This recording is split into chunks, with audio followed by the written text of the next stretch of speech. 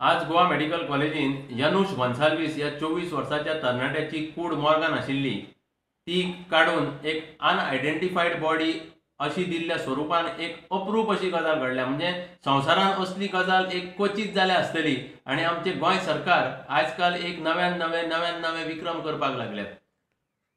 एक 24 वर्साच्या भुरग्याची कूड दितना ती 45 वर्साच्या भुरग्याची म्हणून समजून दिवप, 45 वर्साच्या दादल्याची जाणट्याची म्हणून समजून दिवप, हातून कांयच फरक कळना काय म्हणटा तितल्याक असो आमकां एक प्रश्न उपस्थित जाला। आणि हे सगळें कित्याक घडटा तर सरकारूच जाग्यार ना। जेन्ना सरकार जाग्यार ना तेन्ना कर्मचारी आपल्याक जाय तशें वागतले, कोणाक धाक आसचो ना, कोणाक भंय आसचो ना, कोणाक कामाची डिसिप्लीन आसची ना।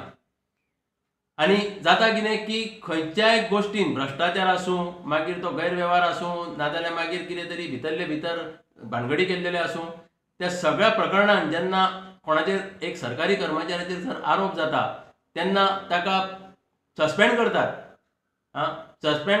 पेंडिंग इन्क्वायरी म्हणटात आणि मागीर खंयच्या तरी मिनिस्टराच्या एका फावराचेर तो मनीस परतो 1-2 म्हयन्यांनी 6 म्हयन्यांनी परतो कामार रुजू जाता। सो कोणाक भंय उरूंकूच ना। सो आमी सरकाराचो ह्या निशेध करता की तांकां कार्य आपलें करपाक सध्या जमाना, तांचो कोणाचेरूच धाक उरूंक ना। दुसरो म्हणजे प्रश्न असो उपस्थित जाता की ह्या 24 वर्साच्या तरणाट्याची कूड अकस्मात अनआयडेंटिफाईड बॉडी म्हणून भायर दितात, अनक्लेम्ड म्हणून बॉडी भायर दितात जाल्यार ताजेर फाल्यां फुडें परतोकूच खंयचे कोणे व्हेल्या ते कितें मॉनिटरींग आसता हाजे बद्दलूय आमकां एक व्हडलें रॅकेट आसलेल्या भशेन दुबाव लागता।